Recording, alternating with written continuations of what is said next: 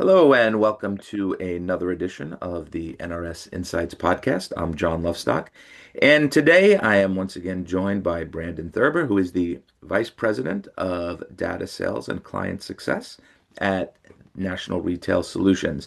And today we are going to be discussing the NRS Insights Retail Same Store Sales Report for August of 2025. And as we've seen, the same store sales have been really strong. They are up 8.3% year over year and 3.4% month over month, showing stronger growth than in July. Units sold were up 4.3% year over year, and transactions per store increased 2.6% year over year. So, with that, I'd like to welcome in Brandon. How are you? I'm good, John. How are you? Good, good. So, as we noted, there's really strong growth both in yeah, in same-store sales and unit sales, and certain categories that we'll delve into, like packaged alcoholic beverages, which is good. But why don't you tell me what you found? Yeah, you hit it on the head here. A spike in growth. On-the-go retail, independent convenience is growing. Transactions are up, which drives unit and dollar sales. Uh, and it is good when all three of those numbers are up and not one driving the other. Meaning, it's not just dollar sales up 8% with the support. The units and the trips are also there. Yeah, with inflation, that's always a key concern. People see dollar sales up and think sales are growing, but not always the case. Um, August, I guess summer months, we always see a little bit of sales spikes in summer months, especially as it's coming to a close. But we mentioned categories. What stood out again this month? Yeah, prepared cocktails is on continuously on the rise. That could be talked about, I think, every podcast, but we're talking 40-50% growth year over year. Energy beverages continue to have a moment. Chocolate seems to be continuing its momentum this year, up almost 11% versus last year. So all typical convenience categories, but good to see that they're rising. How about, let me kind of put you on the spot here because I didn't ask you this earlier. Back to school. Is that something you guys tracked? Is that, not so much a big thing in convenience stores, but they still sell some items that students need. Yeah, there's definitely a seasonal component. On the go meals like Lunchables, those sorts of things. Do you see a month over month uptick? Interestingly, and my two little ones fell victim of this. A little bit of cold and flu treatment as everybody gets back together and in the classroom. Nothing, serious, but those brands did see a month over month spike in August. So those, it's interesting to look at the numbers behind everything else.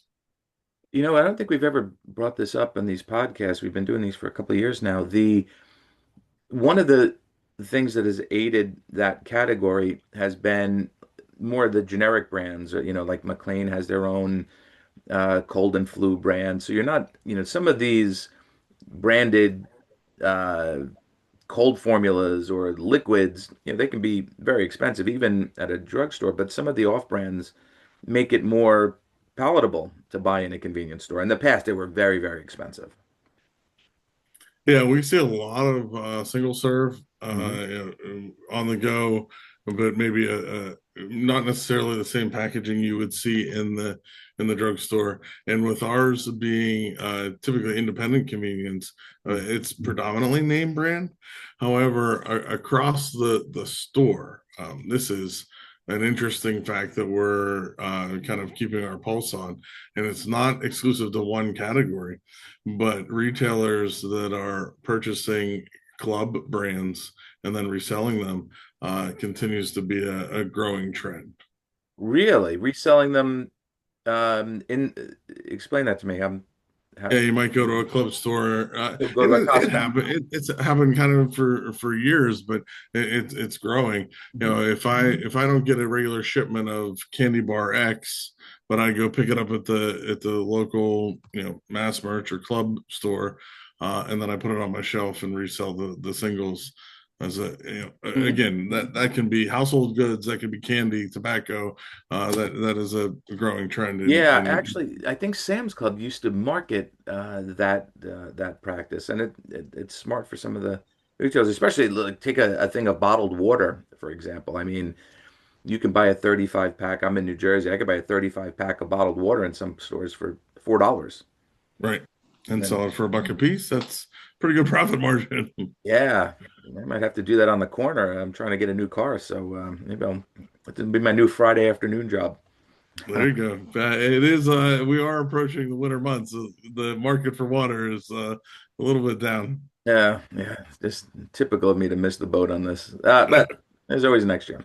All right, so obviously things like food service, and you mentioned confections. Any trends standing out that we could keep an eye on going forward? Yeah, beverages is always a key category to keep an eye on, both non-alcoholic and alcoholic. Speaking of missing the boat, we've brought up a couple times. Non-alcoholic beer continues to be on the rise, up almost 20% versus last year. Uh, yeah, don't get me started. I am just there. Just something that's I find morally opposing to non-alcoholic beer. I hate to use the analogy. It's kind of like kissing your sister. I mean, I just doesn't make sense to me, but God bless if it's selling, go for it. I mean, that's we're a business and an industry that gives customers what they want. Right, and interestingly enough, I think an emerging trend in what people want to investigate. But we constantly see in the news that consumers are drinking less, and sales of wine and spirits Mhm. and beer are down. Independent convenience kind of bucks that trend a bit. It's not growing near what it was 2 years ago. It's relatively flat, with the exception of prepared cocktails. But there's probably a bit of an alternative consumption that we are seeing more widely adopted and growing. Things like kratom shots and whatnot seem to be continue to be on the rise. And we've brought this up many times on this podcast. I think what's contributing to that, and it's unavoidable, is the rise of the GLPs and the shots, and it's more of a physical thing. You do people doing these shots say they just can't drink. You're not going to a bar. You're not buying a six pack. You can't drink that much. You're drinking. You're full. You're having one or two beers and that's it. And these prepared cocktails, more seltzer based. It's more like drinking a water with a spike of alcohol, right? Yeah, these aren't my words. It's somebody that shared with me.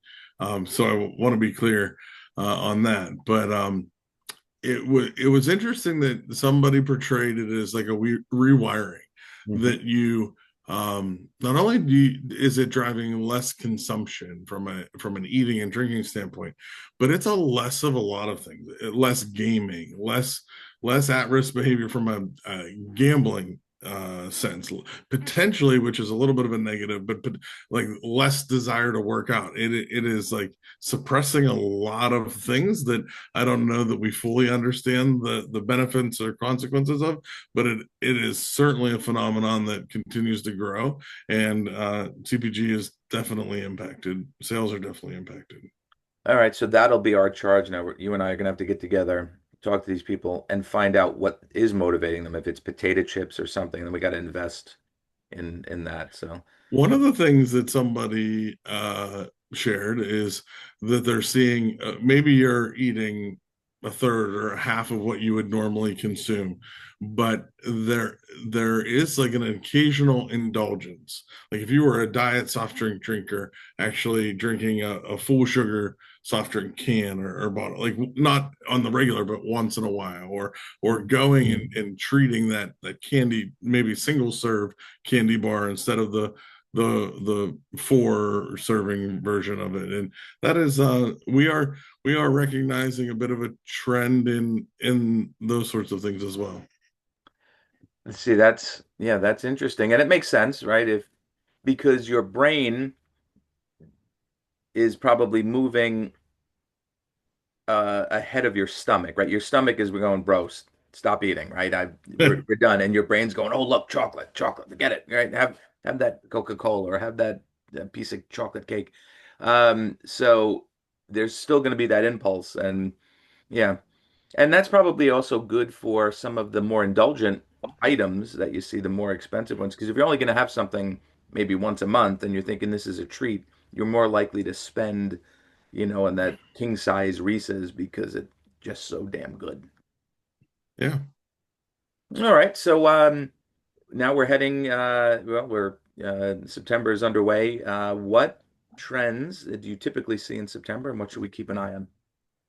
Yeah, interestingly enough, early September is the spike of all things fall, pumpkin this, Oktoberfest beer that, Oh yeah. and by the time that October rolls around, it kind of stabilizes and then begins to go down. So this is prime sweater weather, if you will. But in the Northeast, where we would normally be hoodie season or football season, if you will, it's staying warmer later. It seems so. We'll see what that impact on the trend is.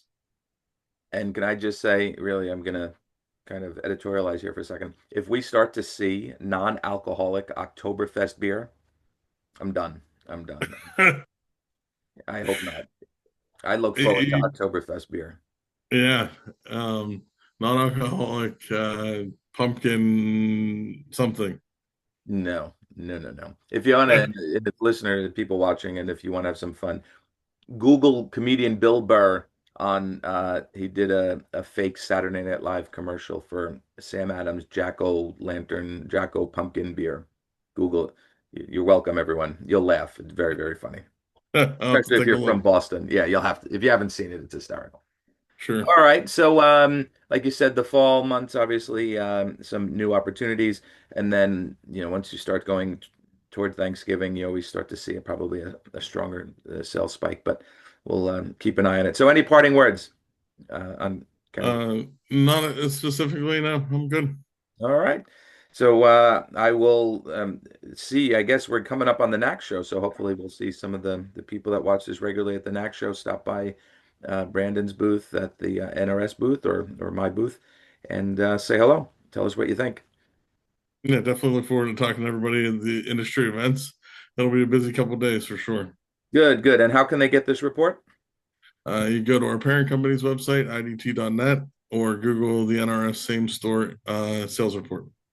Excellent. So I want to thank everyone again for tuning in. I'm John Lovestock, and for Brandon Thurber, we both wish you guys have a great afternoon, and we hope to see you at the NAC show. Have a good afternoon, everyone.